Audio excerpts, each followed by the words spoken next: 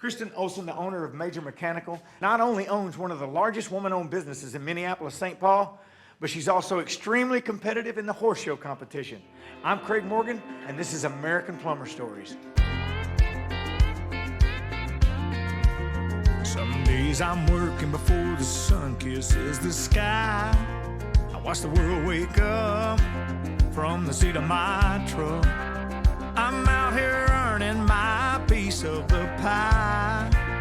A good honest buck, no it ain't love. I was taught to do the things I do so I don't depend on anyone. I work hard enough through the year so I play whenever I want. I have more than I deserve, including a wife who says I'm hot. Yeah, it's better than a good life that I got.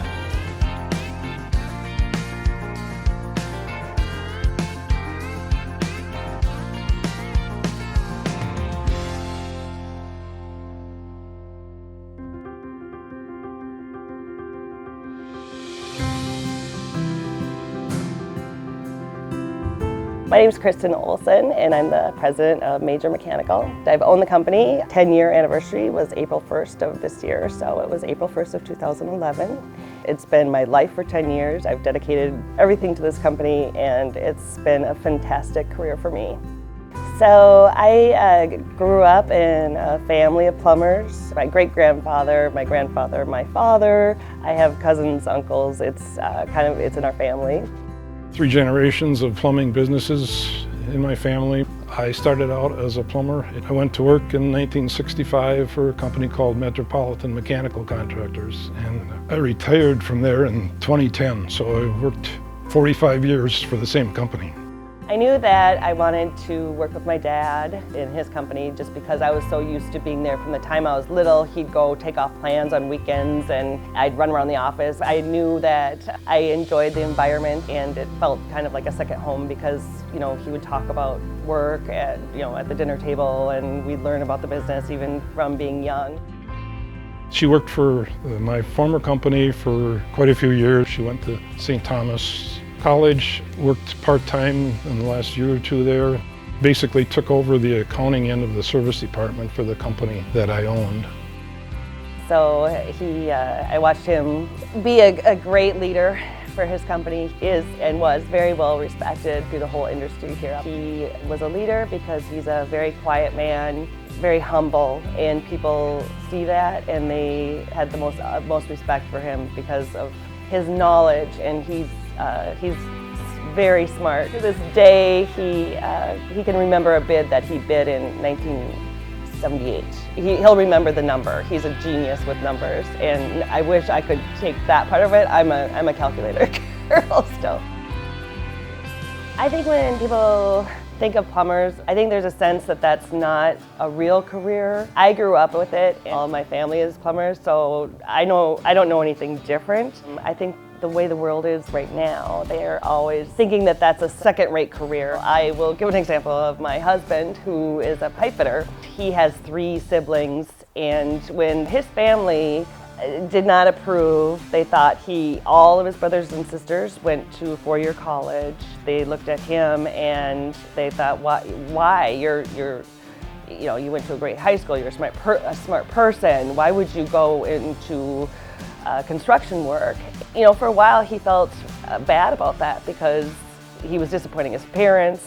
I think he proved them that now that they're all looking at him like now he turned it around into this great career. We're mentoring those that are in school, coming out of high school, trying to say, there is another option in this world. You don't have to go to a 4-year college. You can go to a trade school or even not go to trade school and just get into the construction industry. There will always be construction, even through recessions and downturns. Everybody always wants to build. Since Roman times, everybody wants to build something. There will always be a sink and a faucet and a toilet, and everybody is always going to need a plumber to come and install it. About 6 years running, we've been the Minneapolis St. Paul Business Journal's their top 10 list, where we've been in the top 10 for like the last 6 or 7 years in revenues. I think we're number 7 in the state of Minnesota for largest women-owned businesses. Right now we have 4 women that are installers. I'm just so thrilled that they're in the trade. We're keeping them employed because they're good plumbers.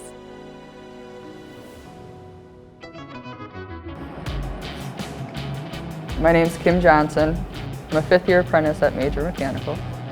I just like plumbing. This crew's really good. You're just part of a big team. So it's nice to go to work and know you're gonna get stuff accomplished and work with a bunch of good guys.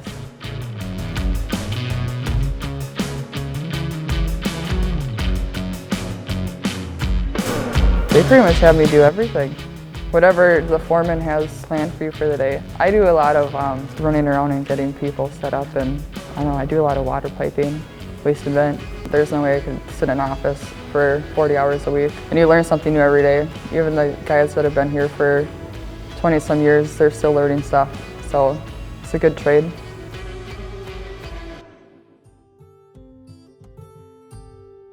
I'm Becky Perry, and I'm an American Plumber. We did a big project called the Schmidt Brewery. She was one of the installers there, and we converted that into housing. I grew up in northeast Minneapolis, and I went to high school at St. Anthony, so it's a little smaller school.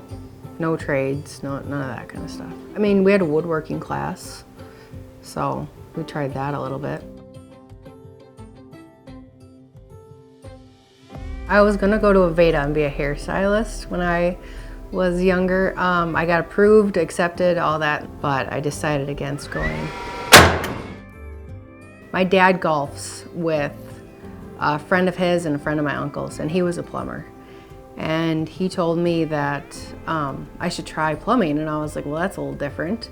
But when I thought about it, I started thinking that, well, plumbing-wise, 1 + 1 is 2. But cutting someone's hair, they come in and they might be like, well, I want this haircut. So you're like selling them what they have in their head and not fixing something for them. You know, it's a lot more straightforward plumbing-wise than a hairstylist, I guess.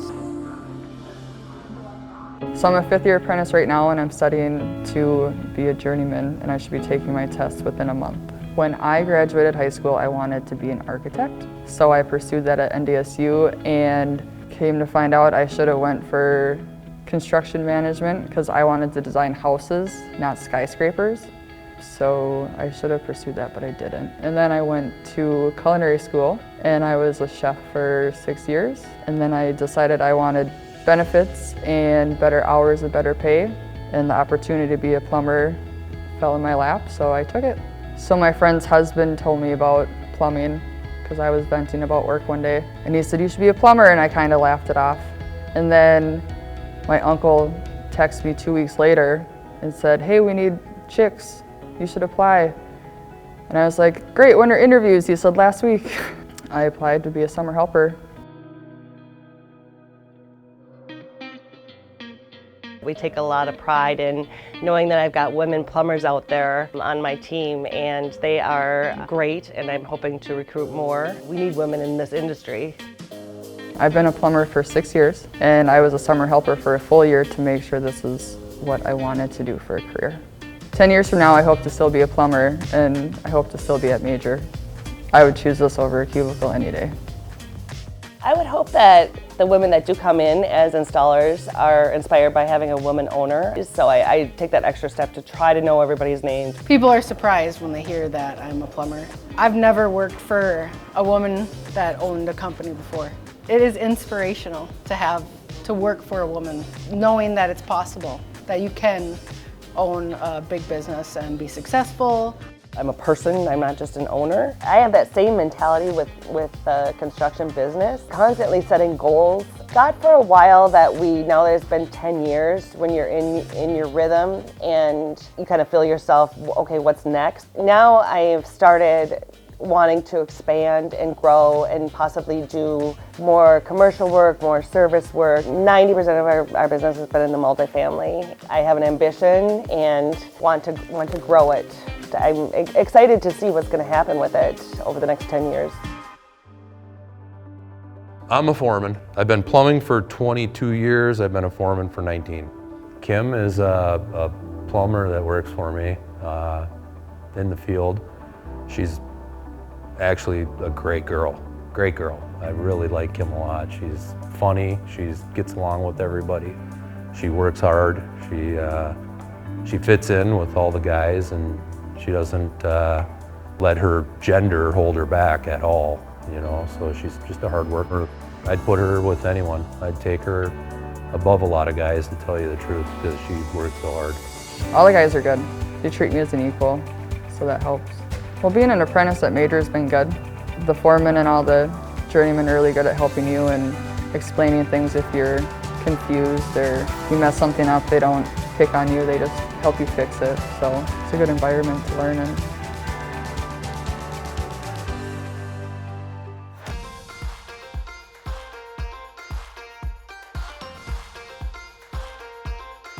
I love my job, and my job is my hobby. But my second hobby is I love riding horses. My mom had loved horses her whole life. My dad let her buy a couple backyard horses. So when I was about 11, I started taking lessons in this training facility, and that was it. I would come home from school and hop on my horse and go for a ride, you know, whenever I wanted. So I really enjoyed that all through high school. And so I had life, children, worked, college, and babies, and all of a sudden my daughter was 3 years old. I'd been away from it for about 5 or 6 years. So we bought a horse, and then I don't even think it was a year before we bought another shore horse. Here we are, fast forward about 15 years. About 2 years ago, again, I won another world championship.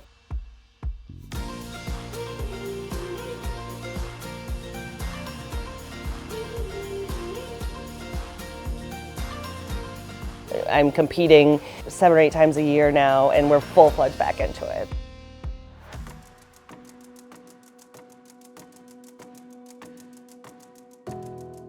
I am married, so I have a husband and I have 3 kids. And my oldest is 12, and my middle son is 9, and my daughter is 7. As a family, we go hiking. We're very family oriented. We're quite busy, but with the hours that I work, you know, we work early enough, we get off, we have time to get them off the bus, and then we have time to go to all their sporting events. I think it was like the November after I graduated, I got in to be a pre-apprentice in school and started. I helped my dad work on his car sometimes, but no, I had no experience at all. When I did the interview to get in, they said, "What do you think a plumber does?"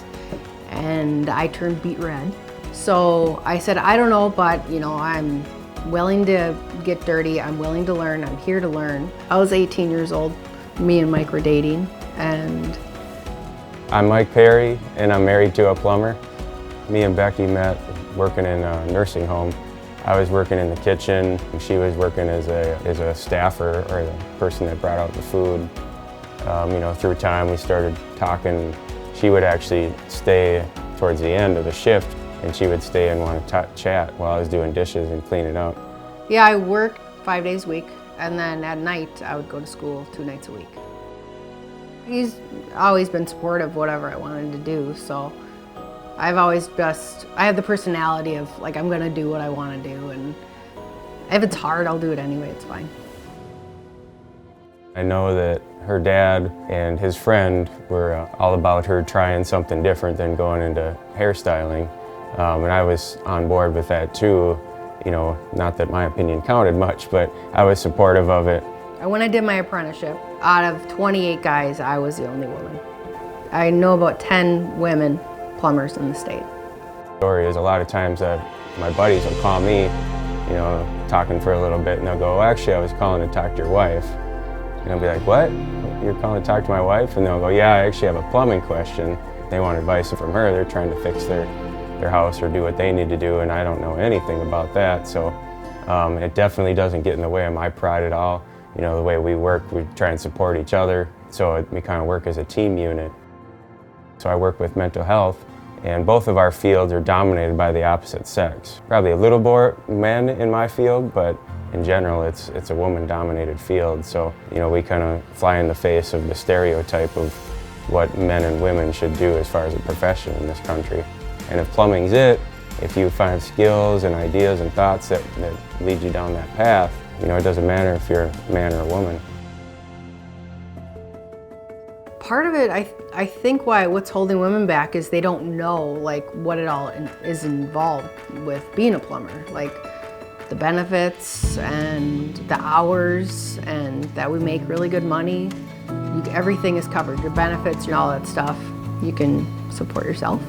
So our schedule as a family with our 3 kids is to get the kids up and ready for school in the morning, get them fed, make sure they have everything they need. She gets home, she's prepared to get them off the bus and get them what they need, get them fed. And then when I get home, then we can coordinate who's driving who, where, make sure we get a dinner together in when we can, and then get them home and to bed at a decent time. You know, it takes a lot of coordinating. You have to work as that team unit. You know, she'll do anything for her kids before plumbing. When kids are in high school, some of them are told to go to college, and college is expensive. Trade school isn't as expensive. So when I went to trade school, I was getting paid while I was working. It was about $500 to go to college per trimester, and I could easily pay for that every single time. I think American perception of being a plumber is that we're dirty and that it's not clean and it's not a sought after job, and it really is. No one really knows what we do. Some of the times it's dirty and that's fine, like service is not as clean, but I never touch anything that's used. Like new construction, everything's clean. You know, you might get dirt on your hands, but literally I'm not touching anything that's been used. So when I put a brand new toilet in, it's brand new, it's clean, it's fine. And when I put the pipes in, it's just glue and primer. My dad has been an example for me in everything for my life, in every aspect, business, personal. I've used him as a role model for everything I do. I think he's set a great example of how to be a true person and to be humble but strong. A risk taker. He and I laugh that we like to take risks together. So I for sure wouldn't have been able to do any of this without my dad, 100%. So I'm very fortunate that I've had him to show me the way on life in general and my business ventures. I don't know what to say. Extremely proud. She's a very talented lady. She gives it her all. I had no hesitation with her because she's got the determination and the knowledge. She's just an unbelievable person.